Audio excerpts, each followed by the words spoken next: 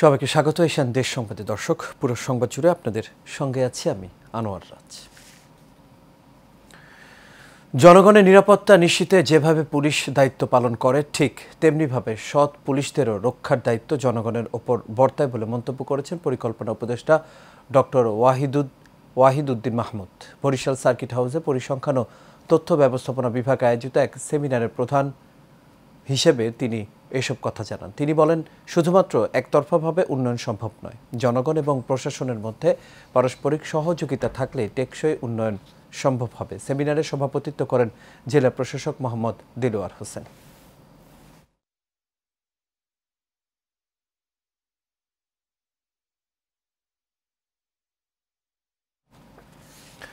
মৌলভীবাজার 250 শয্যা বিশিষ্ট জেনারেল হাসপাতালে অভিযান চালিয়েছে দুর্নীতি দমন কমিশন দুদক। দুপুরে অভিযান পরিচালনা করেন দুদকের হবিগঞ্জ জেলা কার্যালয়ের উপপরিচালক মোহাম্মদ এরশাদ মিয়া। এ সময় হাসপাতালের চিকিৎসা সেবা, ঔষধ ও খাবার বিতরণ এবং নিয়োগে অনিয়মের অভিযোগের সত্যতা যাচাই করা হয়। পরে দুদক পরিচালক জানান, লিখিত অভিযোগ পেয়ে দুদক এই অভিযান চালায়।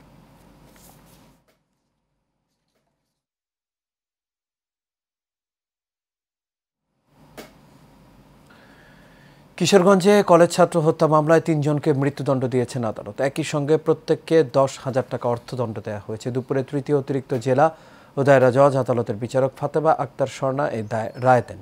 সাজাপ্রাপ্ত 3 আসামি হলেন ভৈরবের ভৈরবপুর উত্তরপাড়া গ্রামের মোহাম্মদ সুমন মিয়া, ব্রাহ্মণবাড়িয়া জেলার দৌলদিয়া গ্রামের সেলিনা বেগম ও একই জেলার সোনারমপুর গ্রামের শোভা প্রকাশ। এর মধ্যে সেলিনা বেগম ছাড়া বাকি 2 আসামি পলাতক রয়েছে।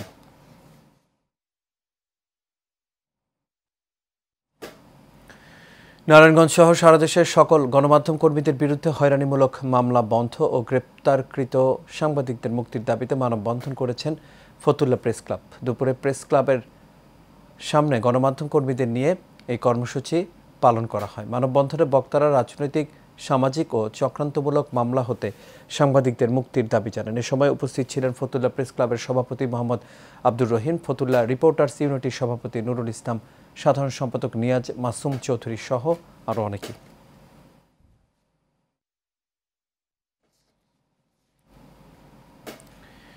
ঝালকাঠির কাঠালিয়ার উত্তর চরাইল সরকারি আবাসনে জোরপূর্বক ঘর দখল এবং মাদক সেবন ও বিক্রিসহ বিভিন্ন অপরাধমূলক কর্মকাণ্ডের বিরুদ্ধে এলাকাবাসীর উদ্যোগে মানববন্ধন অনুষ্ঠিত হয়েছে। উপজেলার উত্তর চরাইল পঞ্চায়েতের বাজারে সকাল 10টায় এই মানববন্ধন করা হয়। এতে বক্তব্য রাখেন হেমায়েত, মধু, উর্মিলা, সুখী, রমেশ, খালেক ও মজনু গাজী। বক্তারা অভিযোগ করে বলেন, আবাসনের বাসিন্দা তাসলিমা, সাবিনা, সুমাইয়া, সামিয়া, ময়ূরী ও তানিয়া আবাসনের ঘর জোরপূর্বক দখল করে সেখানে বিভিন্ন অনৈতিক কর্মকাণ্ডে লিপ্ত রয়েছেন।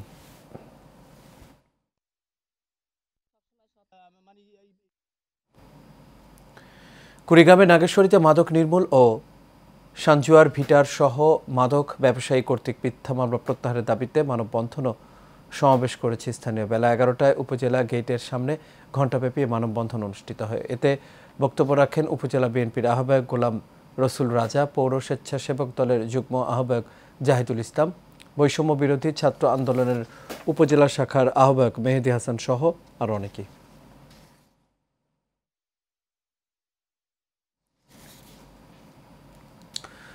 বিমা দাবির চেক সঠিক সময়ে প্রদান করে গ্রাহকদের আস্থা স্থাপন করেছে প্রোগ্রেসিভ লাইফের কুড়িগ্রামের নাগেশ্বরী সার্ভিসিং সেল। আজ শতাধিক উন্নয়ন কর্মকর্তার উপস্থিতিতে উন্নয়ন সভা অনুষ্ঠিত হয়েছে। এতে বক্তব্য রাখেন কোম্পানির মুখ্য নির্বাহী কর্মকর্তা মোহাম্মদ সায়েদুল আমিন, উপব্যবস্থাপনা পরিচালক মোহাম্মদ হোসেন শহীদ সোহরাওয়ার্দী। সভায় সভাপতিত্ব করেন ডিএমডি মোহাম্মদ আনিসুর রহমান।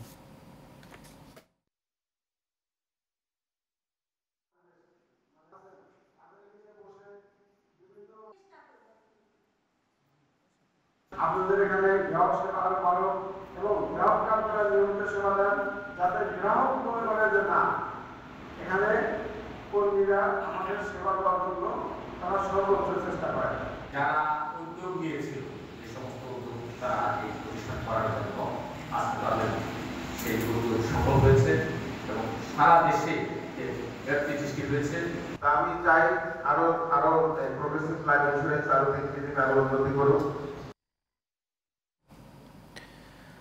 হাতে ত্রিশূল, কানে সোনার দুল, পায়ে কাঠের খড়ম, গায়ে জড়ানো বাঘের চামড়া, পরনে লাল কাপড় পরিহিত সন্ন্যাসীর নাম দুর্লভ ঠাকুর। তিনি ভাত খান না প্রায় 21 বছর ধরে। মহাদেব শিবের সাধনায় থাকেন একটি নির্জন পুকুর পাড়ের শ্মশান ঘাটে। শিবের সন্তুষ্টির জন্য 10 বছর ধরে ঝুপড়ি ঘরে একাই বসবাস করেন। দেশের বিভিন্ন এলাকা থেকে শিবের এই ভক্তকে দেখতে ছুটে আসেন বিভিন্ন বয়সের মানুষ। 80 বছর বয়সে এই বৃদ্ধ প্রতি বছর ফাল্গুন মাসের শেষের দিকে শিবিরে নেমে করেন মেলার আয়োজন। এখানে পূজা পানি করে, এখানে দীর্ঘদিন টাকায়ও ভাত পানি কিছু খায় না। কাতিয়ার বাজারে উনি আগে ছিল দীর্ঘদিন, তো এখানে দীর্ঘদিন থাকার পরে এখানে আসে দীর্ঘদিন এখানেও আবার সাধক করছে। সে ধ্যানে মগ্ন, অনেকদিন সে নাকি ভাত খায় না, এরকম শুনেছি আমি। পরিবারের মায়া ত্যাগ করে এককভাবে এই যে পুকুর পাড়ে তিনি জীবনযাপন করছেন, এটি আসলে একটি বিরল একটি ঘটনা। এখানে আমি সাধন করছি, খাওয়া দাওয়া নাই, হ্যাঁ, 21 বছর ভাত নাই, ফল টল কলা টলা ভক্তলা আনাতে মাঝে মধ্যে আমি কিছু নিজে তখন করি। সে আমার গুরু, সে আমার, ওকে হাতে ভুলতে পারছি না, সে মহাদেব। বৈষম্য বিরোধী আন্দোলনের এজাহার নামীয় আসামি ও আওয়ামী লীগের দোসর সালাউদ্দিন মাঝি ও তার ছেলে যুবলীগ নেতা সোহাগের বিরুদ্ধে সংবাদ সম্মেলন হয়েছে। দুপুরে চট্টগ্রাম প্রেস ক্লাবের এস রহমান হলে এই সংবাদ সম্মেলনের আয়োজন করা হয়। লিখিত বক্তব্যে কোতোয়ালি থানা যুবদলের সাবেক যুগ্ম আহ্বায়ক মোহাম্মদ দিদারুল ইসলাম দিদার অভিযোগ করে বলেন, দীর্ঘ 17 বছর ধরে তার এবং তার পরিবারকে রাজনৈতিক উদ্দেশ্য প্রণোদিত 20টিরও বেশি মিথ্যা মামলা দিয়ে হয়রানি করা হয়েছে। তাই এ বিষয়ে তিনি স্বরাষ্ট্র উপদেষ্টা এবং স্থানীয় প্রশাসনে সুদৃষ্টি কামনা করেন।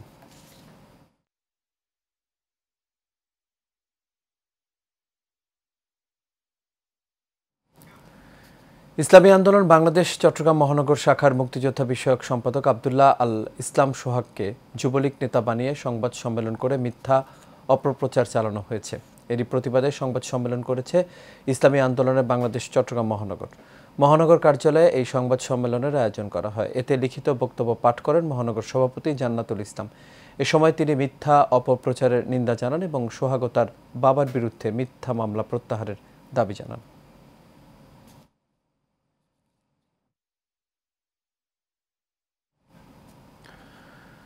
ভোলা ডেভেলপমেন্ট ফোরামের আহ্বানে চট্টগ্রামস্থ ভোলা জেলার 25টি সংগঠনের অংশগ্রহণে 8 দফা দাবি আদায়ে মানববন্ধন অনুষ্ঠিত হয়েছে। চট্টগ্রাম প্রেস ক্লাবের সামনে মানববন্ধন বাস্তবায়ন কমিটির সদস্য সচিব মাহবুবুর রহমান সেলিমের সঞ্চালনায় ও আহ্বায়ক লায়ন আতিকুল্লাহ বাহারের সভাপতিত্বে এই মানববন্ধনের আয়োজন করা হয়। এতে বক্তব্য রাখেন বিডিএফ-এর কেন্দ্রীয় সভাপতি লায়ন আবুল কাশেম, চট্টগ্রাম কলেজের সাবেক অধ্যক্ষ একে ফজলুল হক সহ আরও অনেকেই।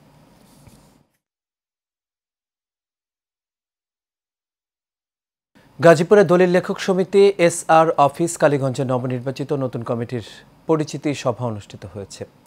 আশরাফুল ইসলাম কাজলের সভাপতিত্বে অনুষ্ঠানে প্রধান অতিথি হিসেবে উপস্থিত ছিলেন সাব রেজিস্ট্রার মোহাম্মদ হাফিজুর রহমান। সকালে উপজেলা কালীগঞ্জে SR অফিস প্রাঙ্গণে পরিচিত ও সংবর্ধনা সভায় মোহাম্মদ হায়দার শেখের সঞ্চালনায় অন্যান্যের মাঝে আরও উপস্থিত ছিলেন মোহাম্মদ জুবাইর আলম শিমুল, মনসুর আলম শেখ সহ আরও অনেকেই।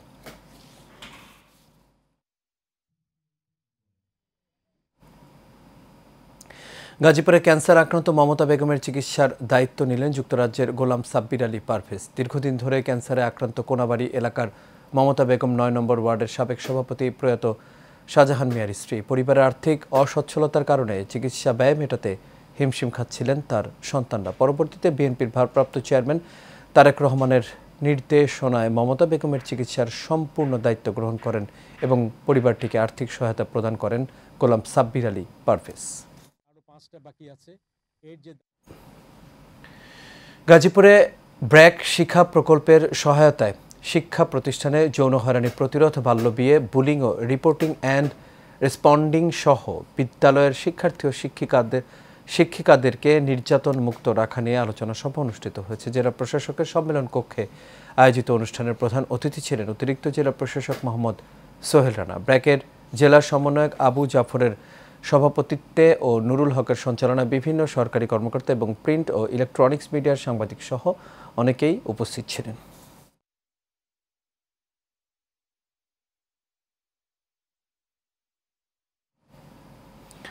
নোয়াখালী সেনবাগের অর্জুনতলা ইউনিয়নের ছিলনিয়া বাজার সংলগ্ন সৈয়দ রুহুল আমিন স্মৃতি একাডেমির নতুন ভবনের উদ্বোধন ও অভিভাবক সমাবেশ অনুষ্ঠিত হয়েছে। সৈয়দ রুহুল আমিন স্মৃতি একাডেমির chief executive officer Mohammad Abdus Sattar বিএসসিসির সভাপতিত্বে ও শিক্ষক মোহাম্মদ সোহরাব হোসেনের সঞ্চালনায় সভায় প্রধান অতিথি ছিলেন একাডেমির প্রধান পৃষ্ঠপোষক ও টপ স্টার গ্রুপের ব্যবস্থাপনা পরিচালক লায়ন সৈয়দ হারুন MJF। এ সময় বিশেষ অতিথি ছিলেন একাডেমির পৃষ্ঠপোষক ও SF গ্রুপের ভাইস চেয়ারম্যান সৈয়দা সাজেদা রশিদ শেলি সহ আর অনেকেই।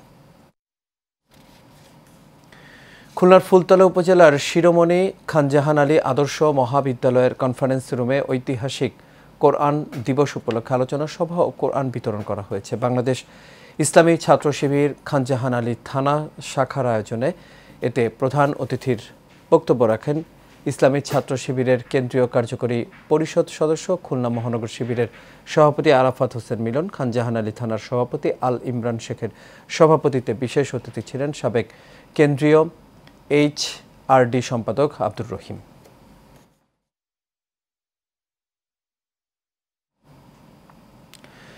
সাভারের আশুলিয়া চিত্রশাইল কাঁঠালতলা বাজার পরিচালনা কমিটির অভিষেক ও শপথ গ্রহণ অনুষ্ঠিত হয়েছে। দুপুরে আশুলিয়ার Jamgora food fair Thai Chinese restaurant 19 সদস্য বিশিষ্ট কমিটির অভিষেক ও শপথ গ্রহণ অনুষ্ঠিত হয়। এ সময় কমিটির সভাপতি মোহাম্মদ ইমামউদ্দিনের সভাপতিত্বে অনুষ্ঠান সঞ্চালনা করেন Haji Yunus Ali international school and কলেজের প্রতিষ্ঠাতা মারুফ আলী সুমন ও সংগঠনটির সাধারণ সম্পাদক ওয়াইবুর রহমান শুয়েব। বিশেষ অতিথি ছিলেন আশুলিয়া প্রেস ক্লাবের সাবেক সাধারণ সম্পাদক জহিরুল ইসলাম খান লিটন ও চিত্রশাইল কাঠতলা বাজার পরিচালনা কমিটির সহসভাপতি হাজী খন্দকার কলিমউদ্দিন। নদীমাতৃক বাংলার গৌরব ফেরাতে প্রথম তালিকায় যুক্ত হচ্ছে ময়মনসিংহ বিভাগ। পুরাতন ব্রহ্মপুত্র নদের ধাবমান সৌন্দর্য আর শহরের শেষ প্রান্তে শান্তির পরশ হয়ে নতুন রূপে আবির্ভাব হবে মানুষের জীবনযাত্রা। বিভাগের 6 জেলার মানুষের চোখে মুখে তাই প্রশান্তির ঝিলিক। নদী বিধৌত লাখ লাখ মানুষের মুখে হাসি ফোটানো সেই গল্পের নায়ক BIWTA। নদী খননের বাস্তবতা তুলে ধরেছেন কাউসার আহমেদ।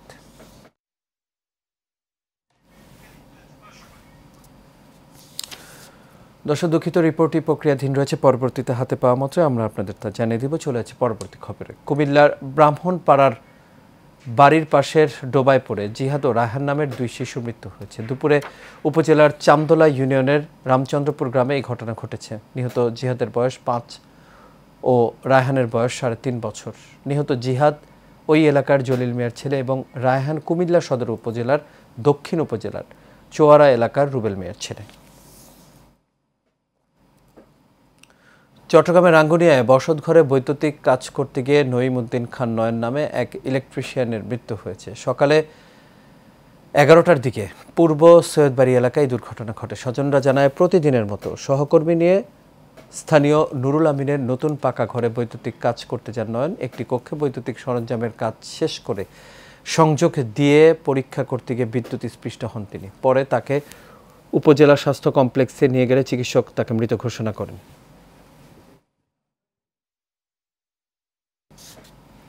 কোরবানির ঈদ এলেই টুংটাং শব্দে মুখরিত হয়ে ওঠে কামারপাড়াগুলোতে।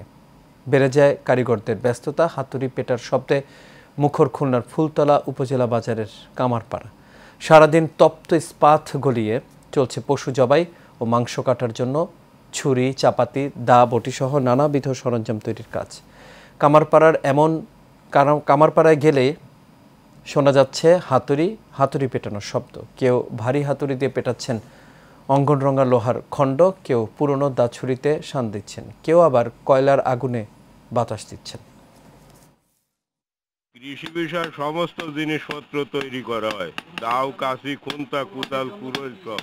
অন্য বছরের চেয়ে এই বছর একটু চাহিদা বেশি। একটা ফাইল ছিল 150 টাকা, এবার সেই ফাইল হয়েছে 125 টাকা। কিন্তু আগের ফাইলই 10 খান মাল ঘষা যেত, এবার 5 খানও আমরা ঘষতে পারতেছি না। এই দিক থেকে আমরা খুব অশান্তির ভিতর আছি। আমরা সরকারকে বলবো যে আমাদের দিকে একটু নজর দিতে। দর্শক, দেশ সংবাদে পর্যন্ত আমাদের পরবর্তী সংবাদ দেখার আমন্ত্রণ রইল। এতক্ষণ সাথে থাকার জন্য সবাইকে ধন্যবাদ।